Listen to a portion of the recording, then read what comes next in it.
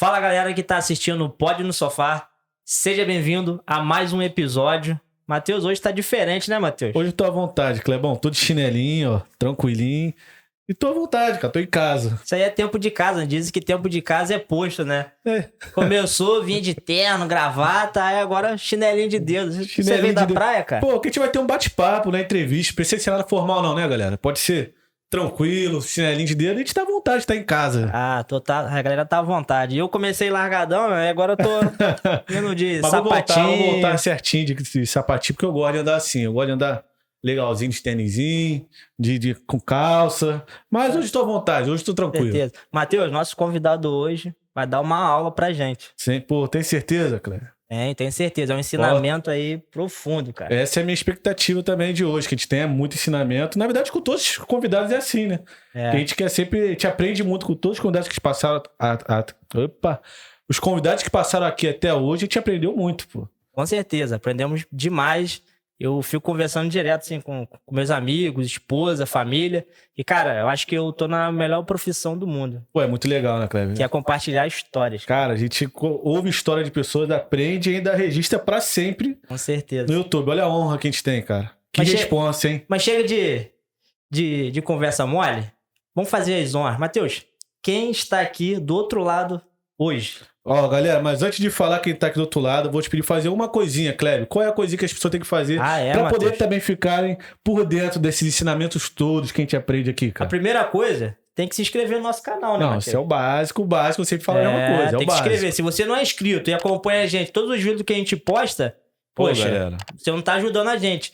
A sua inscrição tem muito valor pra gente. Vai ajudar muito esses conteúdos saírem semanalmente, até diariamente, futuramente. Quem sabe, né? Se Deus quiser. Cara. Imagina, cara, a gente aprendendo diariamente com pessoas diferentes aqui. Mas se inscreveu, aí só assiste, Matheus, não faz mais nada? Não. Tem que curtir, compartilhar. Por favor, vai no nosso Instagram também, @podnosofá, e siga a nossa página no Instagram. Todas as nossas redes sociais, né? Temos o Spotify também, você pode ouvir só o áudio. Tá sem tempo, tá na correria? Bota o fonezinho de ouvido, sem fio. É só Spotify, Matheus? Não, só Spotify, cara. Porque a galera vê, não quero assistir no Spotify. Tá caro no Spotify, Google, né? Tem no Google Podcast, que é de graça, né? Tem na Deezer, Apple Music, Apple Podcast. Cara, é tantos que eu tenho Amazon. Não, assim, para resumir, as principais plataformas de áudio, você vai encontrar lá, só botar @podnosofá e nos sigam, tá, galera? E uma coisa que eu sempre peço, deixa um comentário aqui no vídeo, que pra gente é muito importante, né, Cleber? Com certeza. Comenta, ative o sininho da notificação pra você não perder nenhum vídeo assim que a gente solta aqui no canal. Isso aí. Mas agora chega de falar aquelas coisas de sempre. Eu sei que vocês não gostam, né? Mas, pô, galera, isso é muito importante pra gente. A gente tem que falar isso. Mas vamos lá. Quem tá aqui hoje com a gente é o Fabiano Cruz. Bacharel em Teologia, mestre em História da Igreja, pastor e fundador da IAGV. A gente vai querer saber isso tudo, o Fabiano. E casado e pai de 2 filhos também, Kleber. Cara, história, hein? Tá feliz por estar aqui? Bacana. Coisa boa estar aqui hoje com vocês. Juntamente com o Kleber, também com o Matheus. É um prazer. E vamos participar desse bate-papo gostoso. Vai ser um momento descontraído e também de muito aprendizado. Deus quiser. Com certeza, vai ser muito bom. Momento muito esperado, né, Matheus? Foi difícil sair. Caramba, a gente tá tentando aqui, esse né? já há quanto tempo já, Kleber? Era pra ser um dos primeiros convidados aqui. Mas foi na hora que tinha que ser, né, cara? Deus reservou esse momento, né? Sem dúvida. Matheus, vou deixar você iniciar, porque eu sei que a sua lista tá grande, meu amigo. Eu tenho muita pergunta. Mas primeiro eu vou deixar as pessoas conhecerem mais do Fabiano. Onde o Fabiano nasceu, onde mora, o que faz. Já deixei aqui já um overview pra galera, mas vou deixar nas suas palavras agora. Bom, eu nasci na cidade de Itaboraí, eu sou itaboriense. Eu sou casado com a Simone Silva da Cruz. Sou pai de 2 filhos. Sou pastor da Igreja Apostólica Gerando Vida e fundador. Trabalho também, tenho minha profissão, sou funcionário público e tenho a vocação também para transformar a vida e direcionar pessoas. Isso aí é um pouco daquilo que Deus nos chamou para fazer, né? Direcionar pessoas e transformar vidas. Sim. E, Fabiano, é pastor Fabiano pra mim, tá, pessoal? Porque ele é meu pastor, pra quem não sabe. Já vou logo falando. Aí às vezes vocês vão achar estranha a formalidade que eu tô falando com ele, mas ele é meu pastor. Devo respeito a eles, né? Assim como devo a todos os convidados que vêm aqui. Mas eu queria entender um pouco como que foi esse começo de caminhada no Evangelho. Como começou? Sempre foi criado na igreja ou não? Conheceu a igreja mais tarde, quando já era adolescente? Como começou isso na sua vida? Na verdade, Kleber, respondendo aí ao Kleber essa pergunta significativa, na verdade eu tive um encontro especial com o Senhor com os meus 15 anos de idade. Eu gostava muito de futebol, né? Participava, meu pai, ele era assíduo na área do futebol, encaminhava jogadores, encaminhou pessoas para o Atlético Paranaense, para o Vasco, o Flamengo. Meu pai tinha um sonho que eu também me tornasse um jogador de futebol. E a gente estava já sendo encaminhado, na época, para ir para o Fluminense. E eu participei de um evento cristão, no ano de 2000. No ano de 2000, eu participei de um evento evangélico, onde Deus ministrou muito ao meu coração. Deus falou muito comigo. Eu saí daquele evento impactado através de uma palavra e eu vim embora chorando. Cheguei em casa também com o coração muito movido pela voz do Espírito de Deus. E no outro dia eu lembro que eu cheguei para o meu pai e falei: pai, a partir de hoje nós vamos empenhar a nossa vida ao serviço do reino. Eu estou abrindo mão desse sonho de ser jogador de futebol. E o meu pai naquele dia ele ficou muito triste, mas eu entendi de fato que Deus estava nos chamando, nos vocacionando para a vida cristã. E a partir dos 15 anos de idade eu comecei de fato me envolver e me dedicar à obra. Lembro no Ministério de Venda das Pedras, saudoso pastor em memória, pastor Luiz Vieira, nós começamos a nos dedicar e a trabalhar. Aos 16 anos de idade, nós já atuávamos como professor da escola bíblica dominical. E aos 17, um ano depois, nós já estávamos trabalhando como superintendente da própria escola bíblica dominical. Na área de ensino, foi uma área que eu me apaixonei, que eu senti de fato que Deus estava me direcionando para essa área do ensinamento. E nós fomos crescendo, né, se desenvolvendo. Aos 18 anos, nós já liderávamos também uma rede de mocidade, trabalhamos com jovens, dedicando, aconselhando e mentoreando também. Foi um trabalho muito produtivo, tivemos essa experiência por 3 anos consecutivos. E Deus então foi apontando os caminhos pelos quais nós deveríamos andar e sempre nos direcionando passo a passo no reino.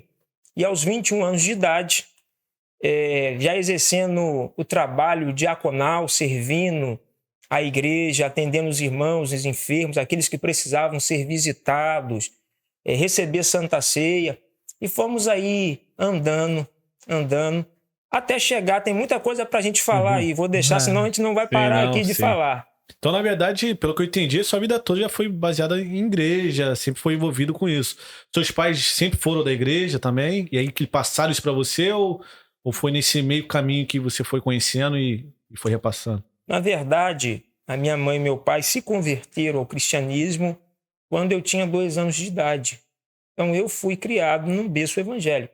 Sim. Mas o meu encontro com Cristo foi quando eu cheguei aos 15 anos de idade. Naquela fase dos meus 12 até os 15 anos de idade, aquela fase de descoberta, da gente querer conhecer, a gente estava um pouco afastado do caminho do Senhor, vamos dizer assim, tirando umas férias forçadas, né? Mas aos 15 anos de idade, literalmente, Deus nos chamou. Nós sentimos a voz do Senhor ecoar no nosso coração, engrenamos por esse caminho, estamos até hoje trabalhando em favor do reino. Bacana, né, Matheusão? 15 anos, né? Acho que é aquela fase que os jovens, né, querem mais aprontar. Foi onde você teve uma conexão com Deus que definiu hoje, né, quem o pastor Fabiano é hoje, quem o Fabiano Cruz é hoje, né? Um pastor mestrado, que abriu inaugurou, né, uma igreja, um ministério. Eu queria entender isso. Você tem irmãos? Se tem, quantos irmãos?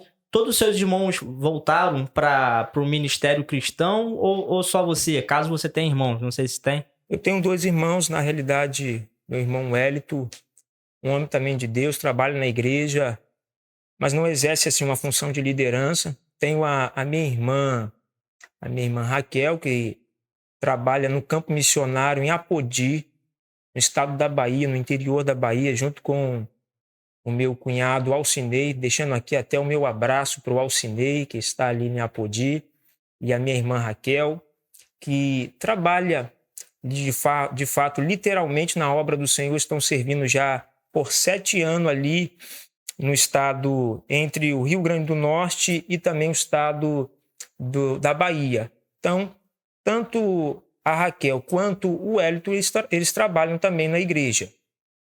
Sim. Entendi. Foi uma pergunta. O que eu li que você é bacharel em teologia? Eu queria deixar pra galera de casa, porque assim, a gente acha que todo mundo sabe tudo. Eu queria que você explicasse um pouco o que é estudar em teologia para o pessoal de casa, que assim, muita gente não sabe isso. E aí, logo em seguida, eu queria ver o que te motivou a entrar nisso, enfim, adentrar nessa parte. Estuda a teologia em si. Isso aí, o que estuda? Na realidade, a teologia, a gente não tem como estudar o Senhor, não tem como estudar Deus. A gente procura entender a forma como Deus se revelou ao ser humano, tendo um conteúdo mais profundo da palavra de Deus. Então, por isso, nós vamos estudar teologia. Mas, na verdade, a gente parte do princípio do chamado. Não adianta você estudar teologia se você não tem um chamado.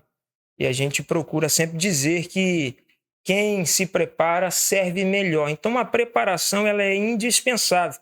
Já visto que o próprio apóstolo Paulo ele orientou seu filho Timóteo na fé, iniciando a sua carreira. Ele disse, procura se apresentar como obreiro aprovado, que não tenha que se envergonhar, mas que maneja bem a palavra da verdade. Então, cabe à pessoa que foi chamada, foi vocacionada por Deus, se preparar, se esforçar, se dedicar. Então, desde que eu tive esse entendimento do chamado, eu procurei estudar, me aprimorar, me dedicar à área do ensino. E foi isso que me levou à área teológica. Eu participei de curso de teologia de nível médio, fiz um nível avançado, bacharel, pela FACETEM do Rio Grande do Norte. E depois também nós encaminhamos aí para o curso de História, Mestre da História da Igreja, pela FACIT, Faculdade de Ciência e Teologia, na cidade de Itaboraí. Deixando até o meu abraço aí para o pastor Dr. Francisco Martins, um homem que eu tive o privilégio de me assentar para aprender com ele. E recomendo você que quer fazer teologia, procure a FACIT, porque você vai aprender muito. Vou dar uma pergunta aqui. Você falou muito de chamado. Talvez as pessoas de casa até se perguntem, mas como eu sei qual é o meu chamado? O que você definiria? Na realidade, identificar isso, né, como identifica isso? Na realidade, a gente precisa entender também que todo mundo nasce com um propósito estabelecido por Deus. Tudo que Deus criou com um propósito estabelecido. E é importante que a pessoa descubra o seu chamado. Isso geralmente vem do coração. A gente sente o nosso coração queimar, a gente sente Deus direcionar. Isso parte também muito da questão individual e particular da pessoa com Deus. Eu, como falei aqui para vocês anteriormente, com 15 anos de idade foi algo muito latente, foi uma experiência muito particular, individual, que eu tive. E passei a noite chorando, sentindo Deus ecoar no meu coração, falando comigo, estou te chamando, quero que você abra mão do sonho de ser jogador de futebol para se dedicar à obra que eu tenho chamado. E, de fato, eu respondi esse chamado. A gente precisa responder e saber, porque tem gente que acaba perdendo seu tempo. A gente poderia falar aqui, a questão de chamado, ela ecoa para várias áreas. Tem pessoas, por exemplo, fazem uma faculdade de Direito, estuda 5 anos de Direito, mas quando se forma, daqui a pouco a pessoa fala, não nasci para isso. Não é que ela perdeu o seu tempo, mas poderia estar investindo o seu tempo no seu chamado, no seu propósito de vida. Então é importante que a pessoa saiba o seu chamado. A Bíblia vai dizer em Provérbios 16:4 que Deus criou todas as coisas com uma finalidade específica. Então Deus não cria nada sem antes dar a sua finalidade. Antes de Deus criar, Deus estabelece a sua finalidade. Nós poderíamos falar aqui, o próprio salmista falando da onisciência, da sabedoria de Deus, ele vai dizer, antes que um dia meu houvesse, o Senhor já havia escrito todos eles. Não havia nem um dia ainda. Ele não havia nascido, não havia sido gerado. Como é que Deus havia já escrito? Já estava predeterminado pelo Senhor. Então, na verdade, Deus já tinha estabelecido o propósito de vida. Cabe a nós descobrirmos o nosso propósito de vida. Senão nós vamos viver a vida, como diz o Zeca Pagodinho, deixa a vida me levar. Senão a vida te leva e Deus não te fez para a vida te levar. É você que tem que levar a vida que Deus te deu. Por isso Jesus disse que ele veio para que tenhamos uma vida e uma vida abundante. Tem pessoas que não conseguem viver uma vida abundante porque está fora do seu propósito, por que não dizer até do seu chamado, seja ele na área ministerial ou fora também. Sim, entendi. Mas no caso, assim, na verdade o Matheus fez a pergunta da teologia, e a teologia, ela estuda o que em si? Ele estuda o quê? Os antepassados da Bíblia, estuda tipo, tem o apóstolo Paulo, ele estuda o apóstolo Paulo, estuda os profetas antigos. O que a teologia em si, ela engloba no seu ensinamento? Para quem quer estudar, tipo, Até pra você que tá em casa querer estudar, você saber, né, do que se trata. Sim. Na realidade, a teologia, você vai estudar Deus, mas não tem como estudar Deus. Não tem como. A gente vai se aprofundar na Bíblia, a gente vai estudar sobre tudo. A gente estuda sobre geografia bíblica, a gente estuda sobre antropologia bíblica, a gente estuda sobre a história bíblica, a gente estuda sobre os personagens bíblicos, a gente estuda a forma como Deus se revelou ao ser humano e a gente tenta entender a nossa limitação, que é pequena, a gente tenta entender a forma como Deus se revela e se processa ao ser humano. Então a teologia, na realidade, ela tenta compreender o incompreensível, que é a dimensão do nosso Deus, porque não dá para você, seria muito simplório e pequeno demais querer dizer quem é Deus com a nossa mente, o Criador sendo revelado pelo ser humano, que é a sua criatura. Então, na verdade, a gente começa a entender, estudando teologia, os caminhos pelos quais Deus se revela ao ser humano, a forma como ele trata com o ser humano e qual é o futuro que Deus tem para a vida do ser humano. Sim. Uma coisa que você falou, desculpa te cortar, quer continuar? Tá. Você falou assim que ouviu Deus falar com você aos 15 anos. O que é isso exatamente? Ouvir Deus falar comigo assim? Você ouve igual vocês estão me ouvindo aqui? Você sente? Como é que é isso? Assim? Porque eu percebo que muita gente tem essa dúvida. A pessoa fala assim, pô, eu ouvi Deus falar comigo, mas ouviu como? A gente ouve mesmo, igual eu tô ouvindo você falar? A gente sente simplesmente? Queria que você consegue assim meio que destrinchar pra galera de casa entender isso, eu entender isso, todo mundo entender isso. Como é que é Deus falar contigo? Na verdade, Deus tem muitas formas para se revelar ao ser humano.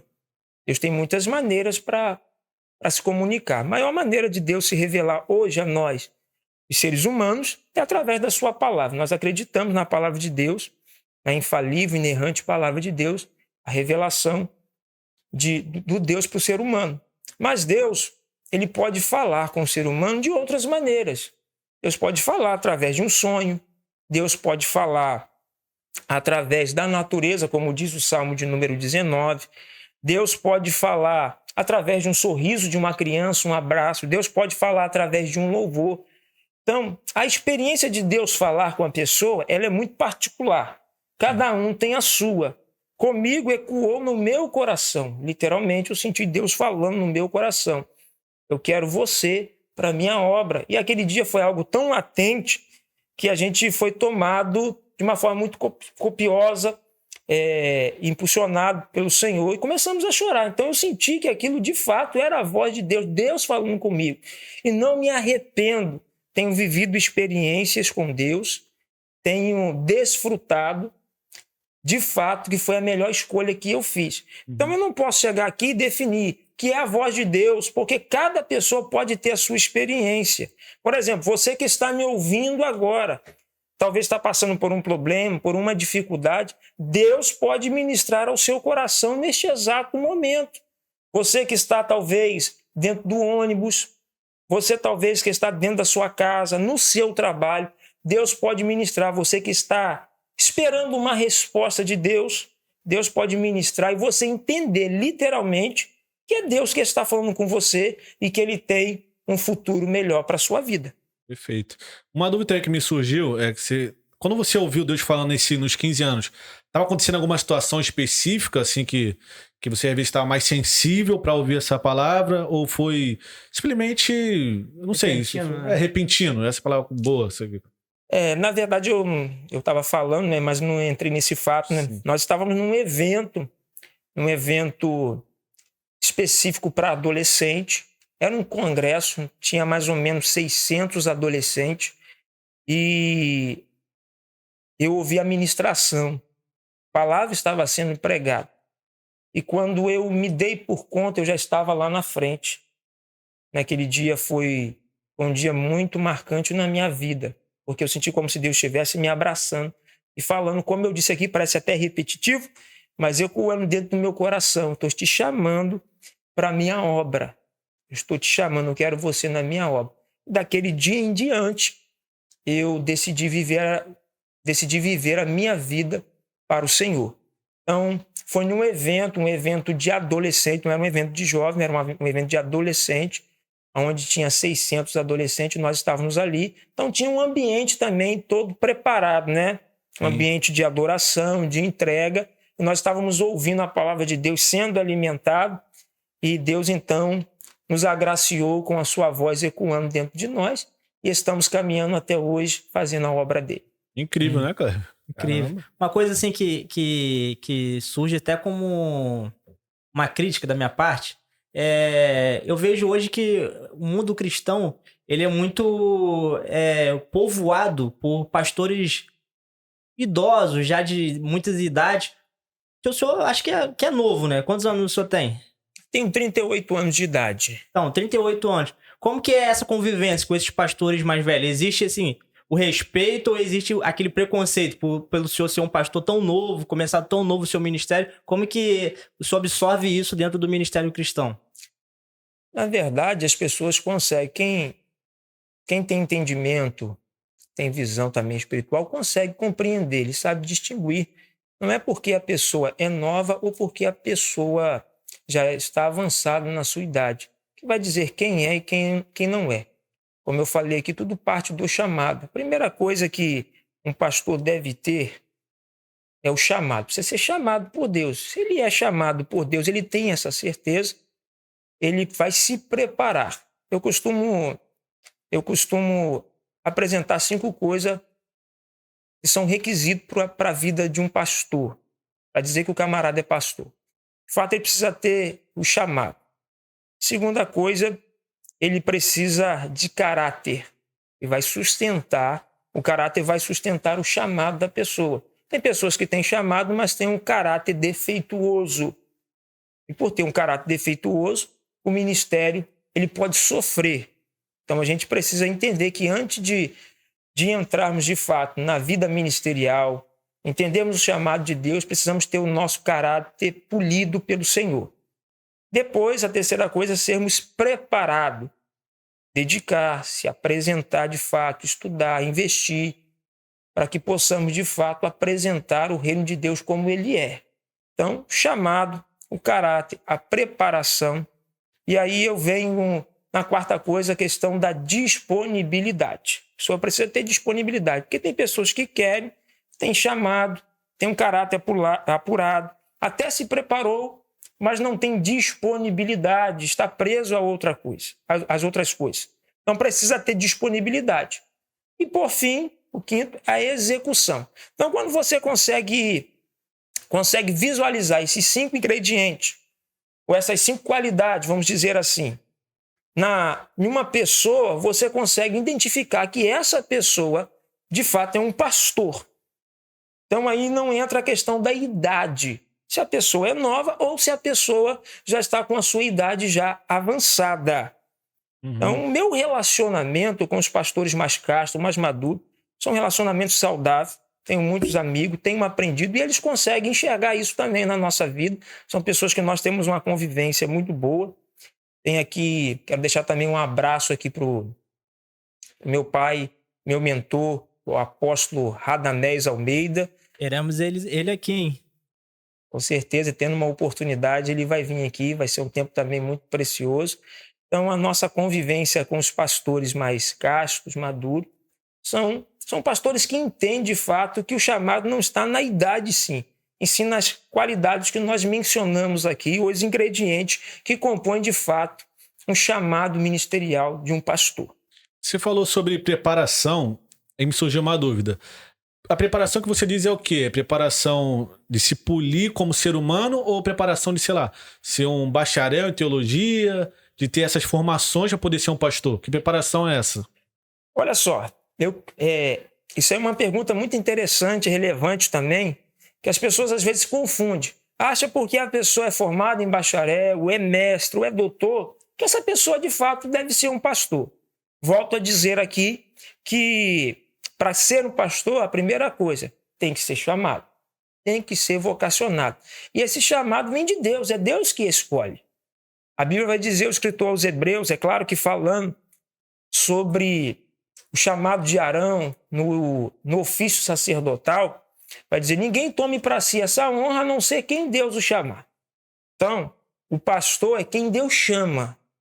Quem Deus chama. Então, não é porque eu estudei ou porque me formei que eu vou ser pastor. Eu conheço muita gente que se formou na área teológica, mas não exerce o ministério pastoral porque Deus não o chamou. Agora, também se faz necessário quem tem um chamado se preparar.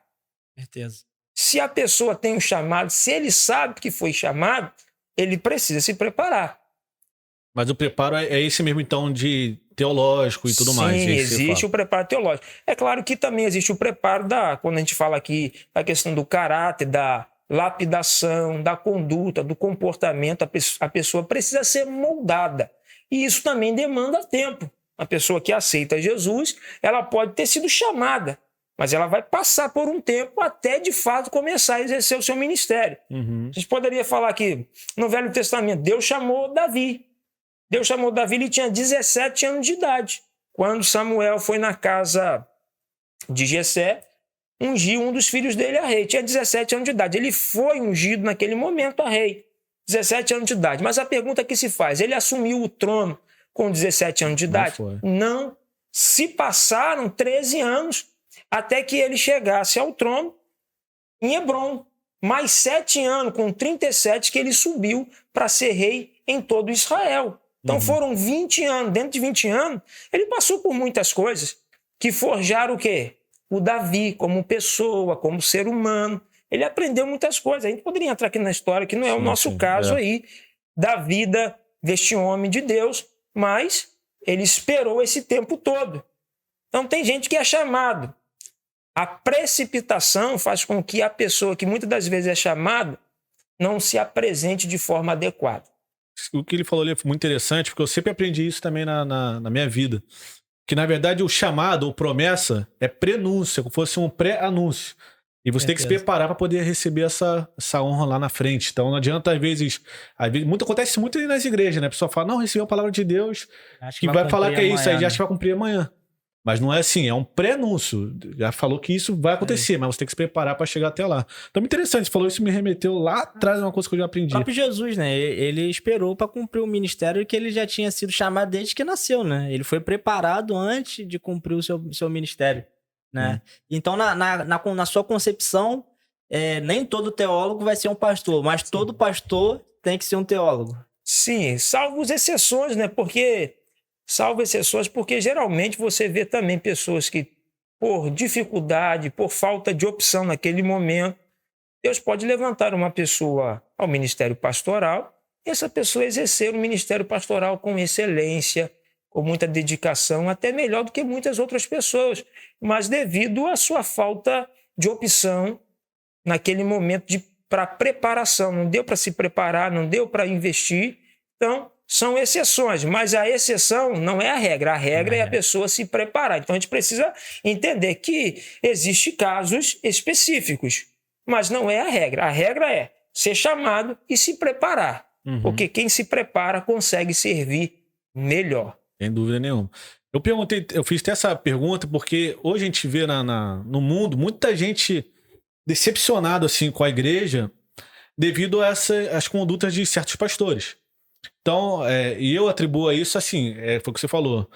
Por isso que eu perguntei se era somente preparação de conhecimento ou preparação de ser humano.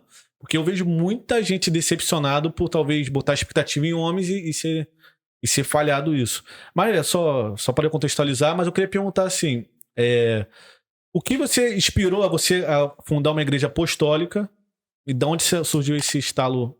Porque assim, você veio se preparando e tudo mais, e de onde veio essa questão de fundar uma igreja apostólica? Onde surgiu a inspiração, né, para isso, né? De repente. Na verdade, isso é útil. E por que apostólica, né? Importante também saber isso.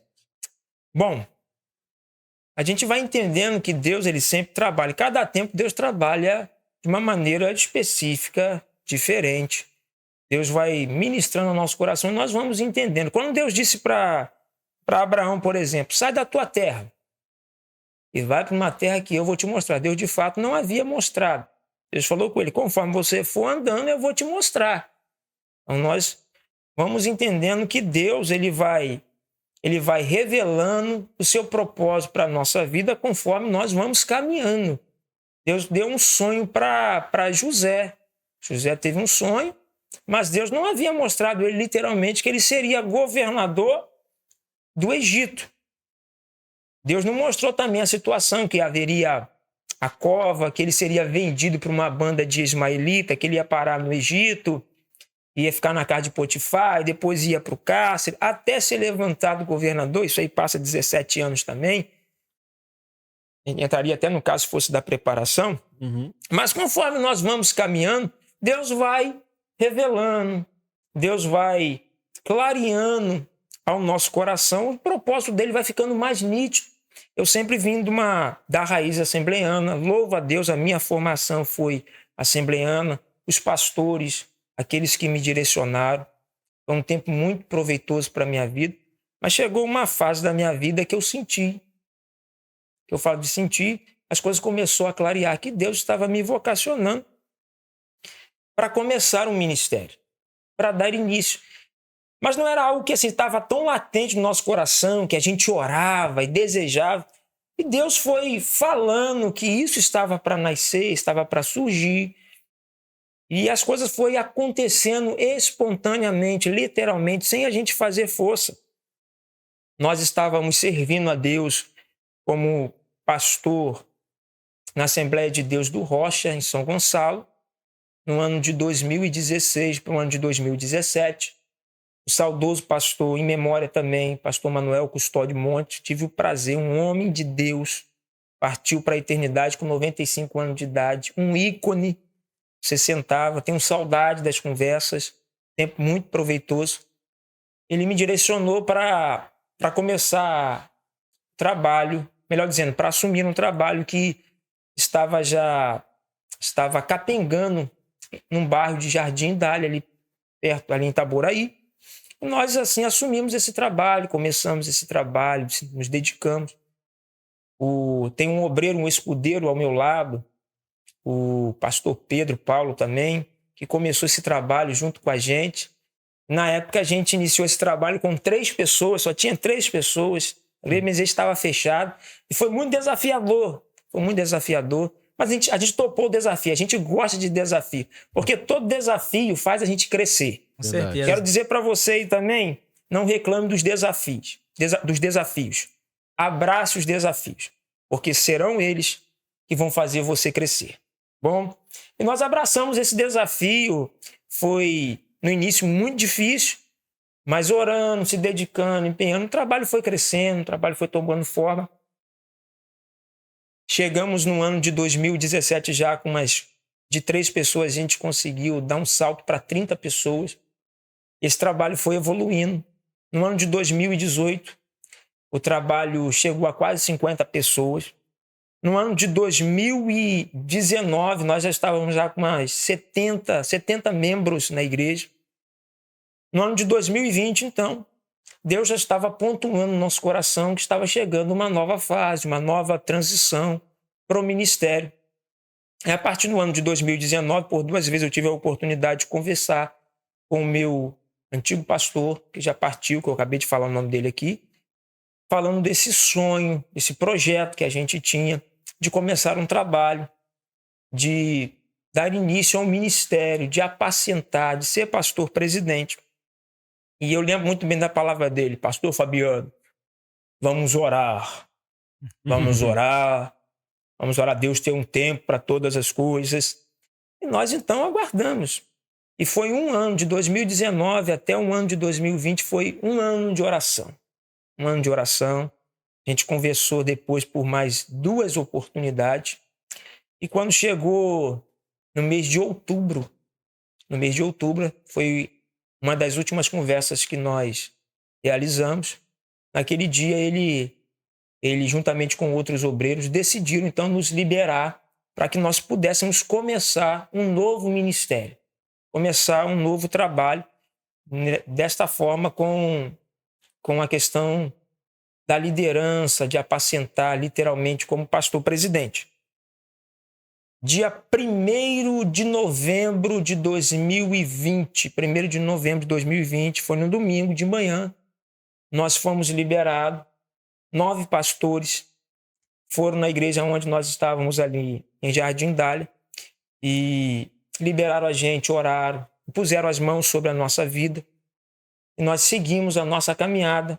Um grupo de pessoas também foram liberados para começar esse trabalho com a gente e naquele mesmo dia à noite nós começamos a Igreja Apostólica Gerando Vidas. Começamos a Igreja Apostólica Gerando Vida e estamos aí, vai fazer 3 anos agora, dia 1º de novembro deste ano, vai completar 3 anos que nós estamos aí trabalhando com a Igreja Apostólica Gerando Vidas. Show de bola, show de bola. Mas como sair, né? Saiu de um berço assembleiano para um ministério apostólico. Como foi essa inspiração? De onde surgiu?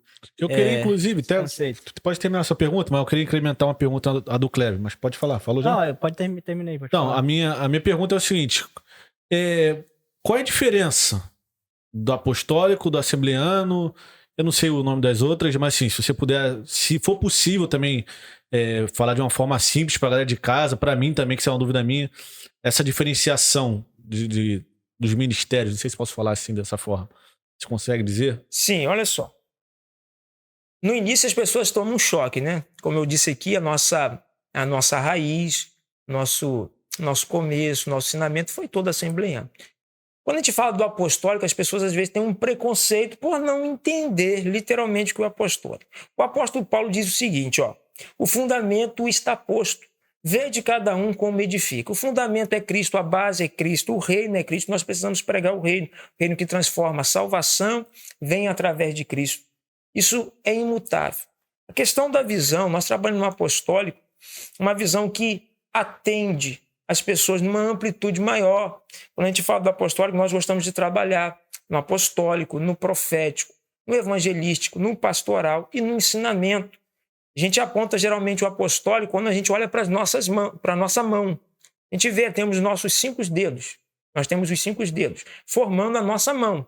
Aí a gente consegue ver o nosso dedo aqui, polegar, ele é o apostólico. O nosso dedo indicador, ele é o profético. Nosso dedo maior, ele é o evangelista, aquele que aparece, está evangelizando, atuando em outras áreas específicas. O nosso dedo aqui da aliança é o dedo pastoral, é aquele pastor que está o quê? Está em todos os lados, atendendo as ovelhas, ouvindo. E o nosso dedo menor, ele é um mestre, aquele que vai nos mínimos detalhes. Então, o apostólico ele tem a finalidade de trabalhar com todas essas áreas, tanto com o profético, tanto com o evangelístico, tanto com o pastoral, tanto com a área de ensinamento. Essa é a visão apostólica. A gente trabalha com um todo, porque tem pessoas que se movem na igreja, mas atendendo somente uma área. A igreja precisa trabalhar com um todo, a gente precisa atender todo mundo. Então, a gente entende que o apostólico ele se enquadra de uma forma bem melhor para abraçar a todos. Então, cada igreja ela tem a sua visão específica. O que não pode mudar é o fundamento. O fundamento ele não pode ser mudado. Se o fundamento muda, aí você perde a essência do evangelho. Que a essência é Cristo, a base é Cristo, a pedra é Cristo. E cada um vai prestar conta de como está edificando. Entendi. Qual a sua pergunta, Cleber? Não, é assim, é diferente, né? A gente vê a qualificação, né? Pode-se falar dessa forma, a qualificação da igreja apostólica, né? Ela se mover, né? Dentro de tudo isso. Que a gente vê hoje muitas igrejas, né? Que algumas, tipo, só se move no dom de profecia, outros só se movem no dom da revelação. Então a igreja apostólica, ela busca entender todas essas áreas, né? Para aplicar dentro, né, do ministério, é isso? Sim, a igreja apostólica precisa atender todo mundo. O simples e a pessoa que tem uma condição melhor. A pessoa que não sabe ler e escrever e o doutor. Então a gente precisa falar todas as linguagens. É claro que sempre apontando para o fundamento que é Cristo Jesus. Então a igreja apostólica ela tem uma visão de abraçar todo mundo, apontando sempre para Cristo, que é a nossa base. Perfeito. Uma pergunta, qual é o desafio assim, de ser pastor? Porque assim, como o Cleber falou aqui no início, ele logo falou, pô, é minha liderança, é um cara que eu respeito muito e tudo mais. Qual é o desafio, assim, você lidar com tantas vidas, assim, ter essa responsabilidade de levar essas vidas a algo que você acredita e o que nós acreditamos aqui também, ao que seja o melhor, assim. É um desafio gratificante. É muito bom ser pastor. É muito bom ser pastor. Mas o maior desafio do pastor é formar pessoa. Formar pessoa. Fazer com que a igreja não se mova dependendo do pastor. Porque ser pastor é exercer liderança. E a verdadeira liderança ela não se expressa somente na presença do pastor, mas muito mais na sua ausência. As coisas funcionando de forma adequada, correta, sem a presença do pastor ali, fisicamente.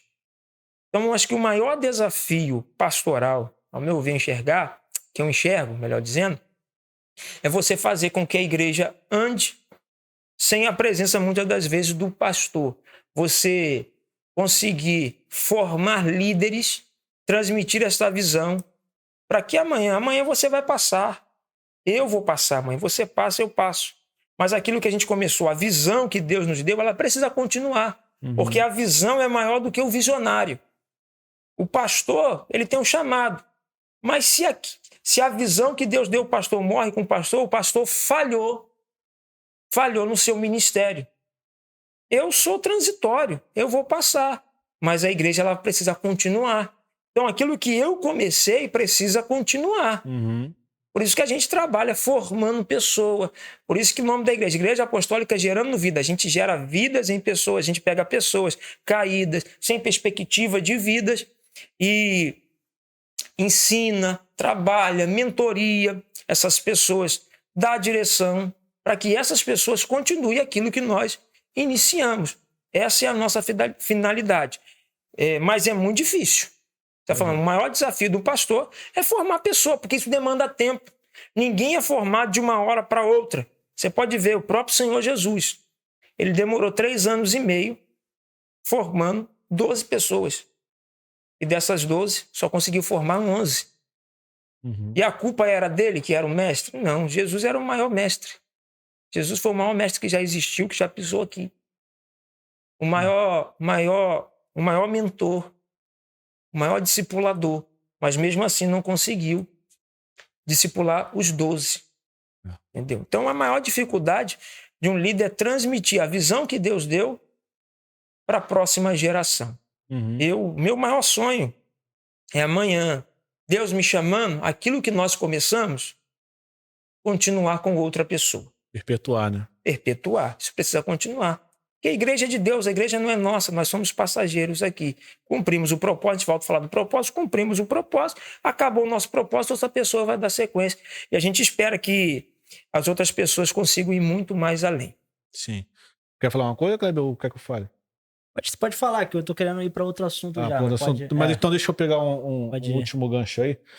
É que logo antes você falou o seguinte, que o pastor tinha que ter também disponibilidade. Eu queria saber como você consegue conciliar assim, o seu trabalho com o movimento não, com o seu chamado pastoral e como concilia isso, porque tem que ter disponibilidade. A gente sabe que a nossa vida é corrida e tudo mais. As pessoas querendo ou não veem como uma liderança, sempre tá querendo buscar, querendo conversar. Eu imagino que tenha gabinete, que tenha, enfim. E não é só coisas. isso, né, Matheus? Ainda tem, tipo, ele tem um chamado, tem um trabalho e tem a família. Exato. Aí, né? E como conciliar esses isso, três elementos? O Kleber até incrementou mais um que eu acho importantíssimo, a família. Deus ele está acima de todas as coisas, né? Deus é prioridade. E depois a gente precisa ter a base que a nossa família vem depois. A nossa família, se a nossa família não estiver estruturada, alicerçada, não tiver um tempo de qualidade, momento de comunhão com a nossa família, de descontração, a gente não consegue dar conta do restante que vem pela frente. Então é indispensável para qualquer líder governar bem a sua casa, cuidar da sua família, direcionar o seu lar. Então eu não abro mão.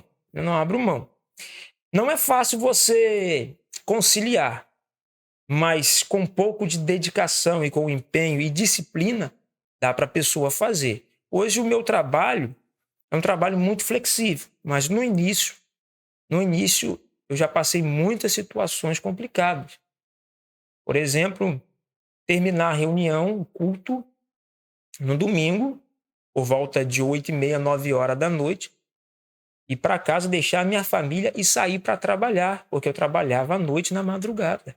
Então era complicado. Hoje, graças a Deus, o meu trabalho está flexibilizando essa condição de atender a igreja. Eu tenho disponibilidade para atender a igreja. O meu trabalho hoje não é um problema para mim.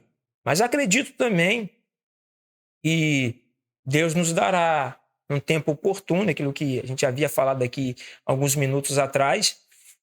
Conforme o tempo vai passando, as coisas vão clareando, a revelação vai ficando mais nítida. Chegará o tempo também que Deus nos dará o tempo integral para estar servindo a igreja. E aí, é claro que você, com tempo integral, você consegue atender melhor. Mas hoje, com um pouco de disciplina, esforço e dedicação, dá para conciliar. Relacionamento com Deus, que é indispensável, depois a família, o trabalho em si e a igreja. Dá para a gente conciliar. Hoje nós temos essa condição de flexibilidade para atender tanto a igreja quanto o trabalho também. Mas é difícil, né? Não é fácil. Eu não vou dizer que é fácil, como eu já falei, acabamos de falar aqui. Esforço, disciplina e boa vontade. E boa vontade, boa vontade. Por quê? Eu tenho 2 filhos. E eles cobram. Tem que ter um momento com os nossos filhos. Esses dias eu ouvi meu filho: pai, tá indo para a igreja de novo. Meu filho tem 15 anos. Tá indo para a igreja de novo. Por isso que eu não abro mão. Nas minhas férias, eu tiro férias da igreja, do meu trabalho junto. Vou sair com a minha família. Vou me dedicar. Mas para que isso... muitos questionamentos, desculpa te cortar. Até de filhos mesmo, que os pais às vezes não têm tempo, os pais que exercem, né, o mesmo chamado ministerial, que às vezes não tem tempo para se dedicar à família. Aí os filhos olham esse chamado como algo ruim. Eu não quero ser pastor, porque meu pai não tem tempo para nada, para que eu vou querer ser pastor? Então, você evita esse trauma também na tua família, né?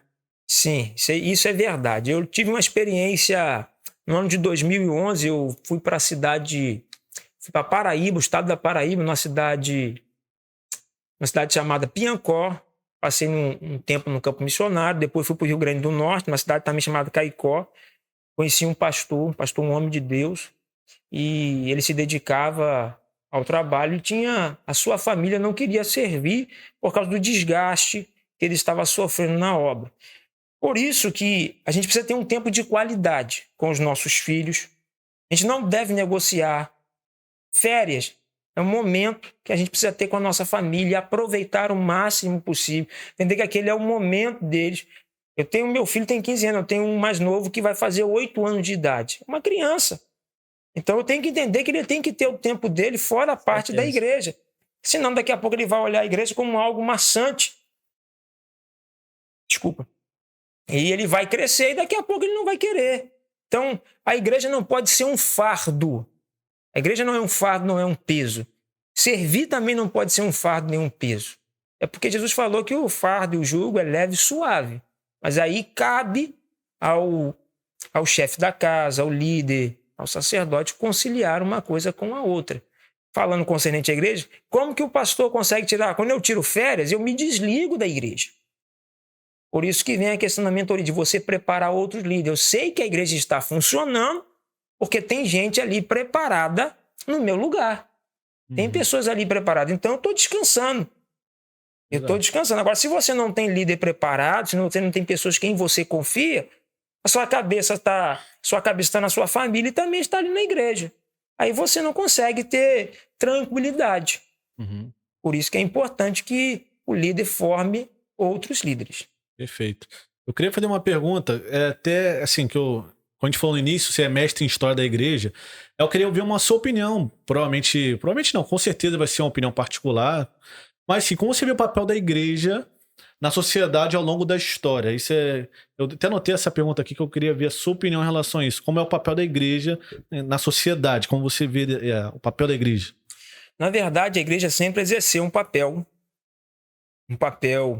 atuante e fundamental na história. Quando a gente olha para o passado, a gente só tem que ter cuidado quando a igreja começou a interferir na atuação do Estado. Aí, a igreja começou a perder a sua essência e o seu valor original. Não tem como desassociar a igreja da influência da sociedade. A igreja está aí para influenciar a sociedade. Desde que a igreja foi fundada por Cristo Jesus, é o papel da igreja. Se você ganha almas para Cristo, seu papel não é só se preocupar em ensinar essa pessoa para caminhar com o Senhor Jesus, mas sim para se tornar um cidadão melhor, um chefe de família melhor, se tornar um esposo melhor, um trabalhador melhor.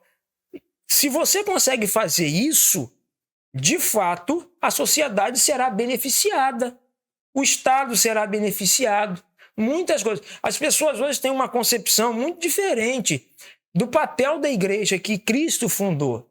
As pessoas hoje têm, eu tenho sucesso porque eu tenho uma igreja com 5.000 pessoas, 10.000 pessoas. Mas qual é o padrão de sucesso para Deus? O papel de padrão de sucesso para Deus não é você ter uma igreja com 5, 10.000 pessoas. Você está mudando a localidade em que você está transformando o ambiente aonde você está melhorando esta localidade. Se isso não está acontecendo, a igreja de fato não está conseguindo transformar, não está conseguindo exercer o seu papel de influenciar.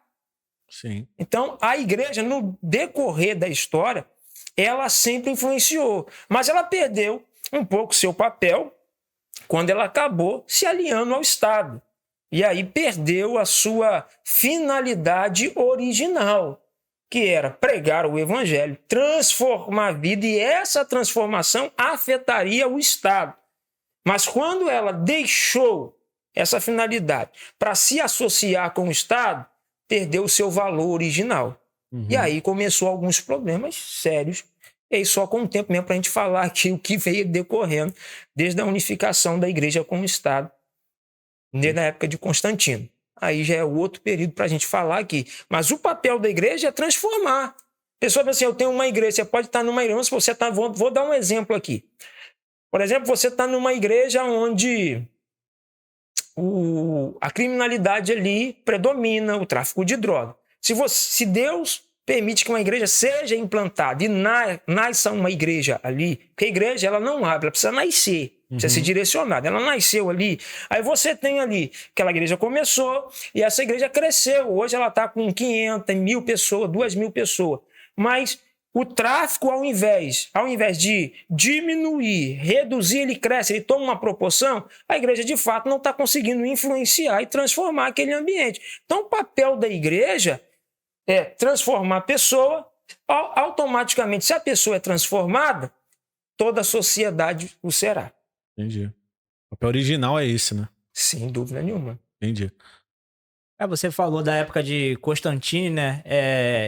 A igreja, mediante a história, né? A igreja a gente vê que ela teve envolvida em muitas guerras, né, no passado, né? E qual a sua opinião sobre essas guerras? Isso contribuiu realmente para a igreja que nós temos hoje? Ou você acha que essa divisão de ministério, que um tem uma doutrina, outro tem outros costumes, e assim assado, você acha que isso foi ruim ou essa... Como é que eu vou falar? Qual o impacto que teve, né? Isso que ocorreu lá no passado teve um impacto negativo ou positivo nas igrejas de hoje?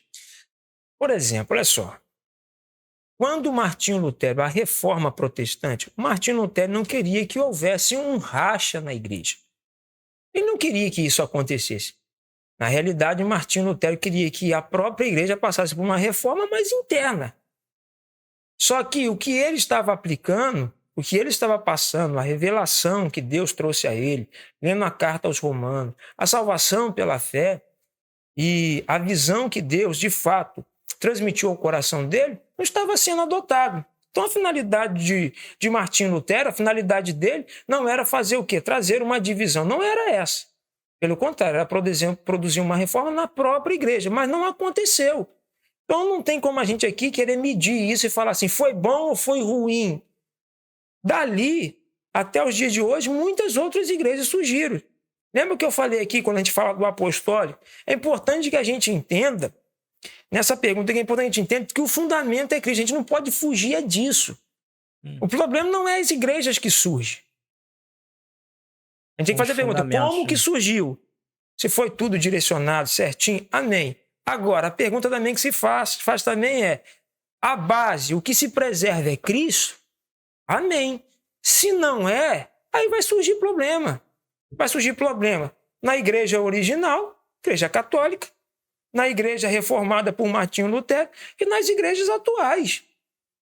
Porque o problema é o ser humano que não entende de verdade a função da igreja. Se você não entende a função da igreja, pode ser, se Jesus não vier daqui 100, 200, 300 anos, a gente vai estar comentando de muitas coisas que vão acontecer nesse período durante a história da igreja também.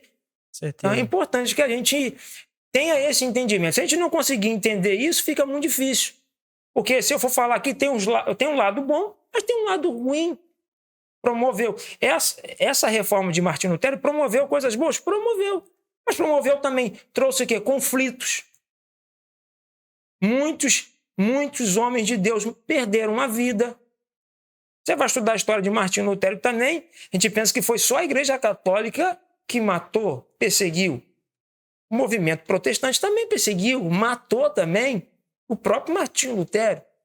Sim. Então você tem que olhar os dois lados, os dois polos e entender. Então eu costumo sempre dizer, quando eu falo da Igreja Apostólica, eu falo de Igreja Apostólica, ela não prega uma religião, ela prega o reino, é o fundamento, é Cristo, é a mudança de mentalidade, entender o que Cristo vem implantar. Se a gente compreender isso, nós vamos viver muito mais perto daquilo que de fato Jesus começou. Para mim isso tem que ser uma prioridade, né, Matheus? Eu também, como você falou lá no início, né, que o mundo está cheio de pessoas frustradas com igrejas, né? Eu também, por muito tempo, fui uma pessoa frustrada com a igreja porque eu estava cheio de religião, eu não estava cheio de Deus e de conceitos bíblicos, né? Então, a gente acaba vendo que muitas pessoas querem tratar pessoas que têm o dom da revelação, o dom da profecia, mas não querem tratar famílias que estão para acabar, não quer tratar pessoas que estão no vício, não quer tratar jovens e adolescentes que estão caminhando para caminhos tortuosos, né? E eu vejo isso, né, principalmente na minha igreja, eu vejo que isso é um papel muito importante da igreja para a sociedade. Eu não falo nem só como religião, mas para a sociedade, como o senhor falou, né, de influenciar pessoas a seguir, né, o caminho de Deus, a seguir a Cristo e abandonar aquela vida que seguir. Mediante a isso, né, assim, a gente sabe que o senhor é pastor, né? Durante muito tempo inaugurou uma igreja, tem uma igreja já com 3 anos, né, de nascida, né? É uma recém-nascida. Vai fazer agora em novembro. Vai fazer 3 anos de recém-nascida. Eu queria entender do senhor, nesse período de 3 anos, né? Você saiu de quantos membros para quantos membros hoje? Foi rápido? Foi demorado? Como que foi a chegada dessas pessoas? Como que foi a aceitação, né, desse ministério novo ali onde ele foi instalado? Na verdade, tudo de início é uma novidade, as pessoas gostam porque é novidade. Eu costumo falar sobre 2 crescimentos. Tem um crescimento externo e um crescimento interno. E o que sustenta uma igreja hoje é o crescimento interno. Você precisa fazer a pessoa entender o porquê que ela está ali. Qual é o papel daquela igreja naquela localidade? Por que de fato eu estou aqui? Se a pessoa se fazer essas perguntas e conseguir responder essas perguntas, essa pessoa vai permanecer ali, ela está em crescimento de verdade interno, ela está crescendo. Porque às vezes você tem uma igreja, vamos botar aqui uma igreja de porte de médio, uma igreja que você pode ter uma igreja com 1.000 pessoas, mas as pessoas não sabem o porquê está ali. Ela não sabe por que está ali. Estou com uma igreja, mas ela não cresceu internamente. Ela vai à igreja, mas ela precisa ser igreja. Então eu atribuo o crescimento interno muito mais do que o crescimento externo. Tem gente hoje que tem uma igreja grande, mas essa igreja ela é grande externamente, mas ela não é grande internamente. São pessoas que não são maduras o suficiente. Quando a gente começou o trabalho ali, começamos a Igreja Apostólica de Novido, nós tínhamos em média ali umas 100 pessoas de início. Hoje nós temos em torno de 160 pessoas. Pastor, cresceu uma quantidade de 60 pessoas. Dentro de 3 anos, vamos botar aí que foi 20 pessoas para cada ano. São 20 pessoas. Só que hoje eu consigo perceber que o povo que está com a gente ali foi um povo que cresceu muito internamente. foi um povo hoje que está alicerçado. Eles sabem o que quer. Eles hoje podem dizer, eu sou igreja, eu não vou à igreja, eu não sou somente um número.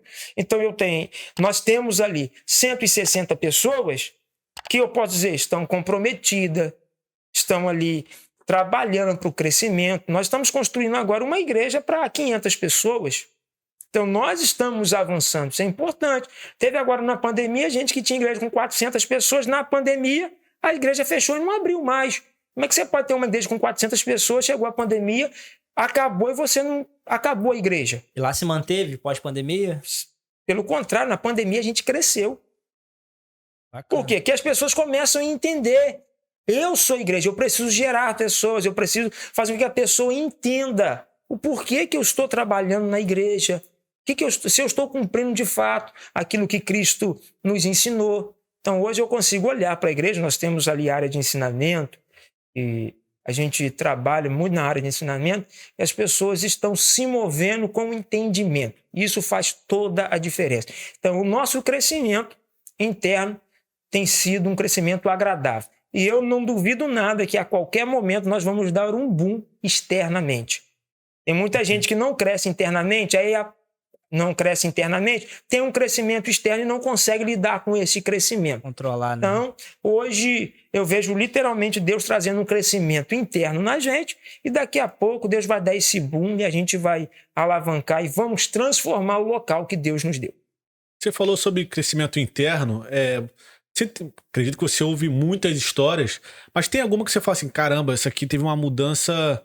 Sim, chega a me inspirar eu ver essa mudança que essa pessoa chegou assim e hoje tá... Não precisa falar o nome da pessoa, tal, se não quiser. Mas assim, eu queria saber, que eu acredito que você ouça muita história de muita gente. Eu poderia citar aqui o exemplo de uma pessoa que teve aqui alguns dias atrás, a própria Camila, ovelha Sim. Nossa. Chegou lá na igreja arrasada, sem perspectiva de vida. Nós abraçamos, tratamos, cuidamos, direcionamos. Pessoas, além de estar ferida, sem perspectiva de vida, tanto ela, o seu esposo, estou citando o nome dela aqui porque ela me permite, ela esteve aqui contando a história dela. Inclusive, galera, se você quiser assistir o episódio da Camila, vai surgir um card aqui em algum lugar. Você clica e vê o episódio da Camila, que tá incrível, né, Cleber? Isso aí foi... Impactante, uma lição de vida extraordinária. Pode ver lá, Camila. Camila, um beijo. Então, a gente direcionou, tratamos, conversamos, coisas que ela falou, pastor, eu nunca tive isso, nem eu e nem o meu esposo. E demos direções básicas, elementares da vida cristã. E começou a seguir com muita dedicação. No início não foi fácil, mas como ela cresceu, tanto ela quanto o esposo dela, é ao ponto que eles chegarem para a gente e falar assim, pastor, o que eu vivi há 10 anos atrás... Aqui, em 2 anos, eu vivi muito mais, eu aprendi muito mais. Hoje está lá, feliz da vida, vai ser mamãe agora de novo. E ela cresceu, e eu não tenho dúvida nenhuma que esse crescimento interno na vida deste casal, da Camila e do Lenilson, vai produzir um crescimento externo assustador. Sem dúvida nenhuma. Até porque a gente compartilha, a coisa que nos transforma, a gente compartilha, a gente tem sede de compartilhar, né? Kleber, a gente tá indo pro final já, cara. Olha, voou o tempo. Voa rápido, né? Eu queria ficar aqui mais umas 3 horas. Caramba, o tempo voou. 1 hora e quanto, diretor? 5 minutos? 1 hora e 5 já. Caramba, muito rápido. Voa a gente rápido. tenta manter assim, um padrão de 1 hora, não porque a conversa tá interessante nem nada. É porque a gente tenta respeitar também o tempo do convidado. Mas antes de ir embora, a gente queria fazer... Eu e o Kleber, a gente costuma fazer um bate-bola, que eu gosto muito. O que é o bate-bola? Explica pra ele, Kleber, deixa você falar. Bate-bola nada mais é do que a gente faz uma pergunta e tem que responder de bate-pronto. Não pode pensar muito, não. É a primeira coisa que vem na cabeça. Tipo, vou dar um exemplo aqui, né, Matheus? Fala aí, Vou falar uma coisa que a gente não vai te perguntar, porque a gente pergunta pra todo mundo. Tipo, família. Aí a maioria das pessoas fala, é a base. Né? A gente tem que cortar essa palavra, porque... Por isso que eu não vou perguntar mais, Matheusão. Aí a gente tem... É aquela pergunta rápida e com resposta rápida, até pra gente ganhar tempo. Por isso que é bate-bola. Se o senhor tentou ser jogador de futebol, você sabe o que é isso, né? Um bate-bola. Né? Beleza. Quer começar, Matheus? Posso iniciar. Vai lá. Vamos lá. Um sermão que você gosta. Um sermão que eu gosto? Isso. Jesus na pesca maravilhosa. Uma missão. Salvar vidas. Salvar vidas. Interessante. Pensar um outro. Casamento. Meu coração. Agora eu vou jogar uma aqui pra gente finalizar, né, Matheus? Sim, sim. Igreja. Estrutura para um novo tempo. Pô, show de bola. Matheusão, tem mais delongas, né? Tem mais delongas que a gente já ultrapassou o horário. Então, queria só fazer aquele aviso, Cleber. Só pra poder, né, a gente não ser diferente de E sempre. lembrar, né? Porque dessa vez a gente falou lá no início, né? Falamos no início pra não ter desculpa. Eu não Isso. vi, não cheguei até o final. Então, o que tem que fazer, Kleber? Eles vão falar sozinho, ó. Tô escutando daqui, ó. Fala mais alto. Ó, se inscreve, compartilha, deixa o like e ativa o sininho de quê? Pô, de notificação, Notificação, por favor, pessoal. né? Faz isso pra gente precisa muito. Isso nos ajuda muito a crescer aqui no YouTube, né? Pra poder ir atrás de histórias inspiradoras como essa pra trazer pra vocês. Exatamente. E não se esqueça, novamente, de ir lá no nosso Instagram, seguir nossa página e no Spotify. A gente já falou, então não vou te alugar com isso de novo. Pastor, obrigado. De verdade, foi incrível pra mim, por tirar algumas dúvidas. Acredito que o pessoal de casa também aprendeu muito. E pra gente é muito legal receber história dessa forma, que agrega muito o projeto. De verdade, muito meu agradecimento. Eu que quero agradecer aqui pela oportunidade de estar aqui no Pod no Sofá. Foi um momento muito precioso ao Kleber, ao Matheus. Dúvida. E acredito que esse trabalho vai desatar. Sem dúvida. E conta com a gente para deixar essa voz chegar mais longe possível, né, Kleber? Com certeza. Também quero, né, agradecer. Pra mim é uma honra, né? Meu pastor, né, Matheus? Estar aqui. Né? Desculpa, pessoal, você tá me vendo aqui apreensivo, sempre sou mais descontraído. É porque a gente acaba, né, tendo um respeito muito maior pela autoridade, né? Que ele é meu sacerdote ali na igreja, então acaba tendo um respeito muito maior por ele. A gente meio que às vezes perde o fim da meada na hora que a gente vai falar. Mas além de ser meu pastor, é meu amigo, é um conselheiro de família. Eu sou muito feliz por tê-lo aqui junto com a gente. E foi um bate-papo assim, incrível. Queria conversar mais, né, Matheus? Mas as horas não nos permitem, né? Não permite. A gente só tem, né? A gente já tá ultrapassando. A gente tá com 1h09 já, cara. A gente só tem a agradecer nesse momento, todo mundo que chegou até aqui. Um beijo a todos, né? E até a próxima, né, Matheusão? Sem dúvida. Então, próxima terça-feira. Que horas aqui, Kleber? 7h30. Eles já decoraram, Matheus. Já decoraram. Então, um beijo. Até a próxima. Obrigado, hein?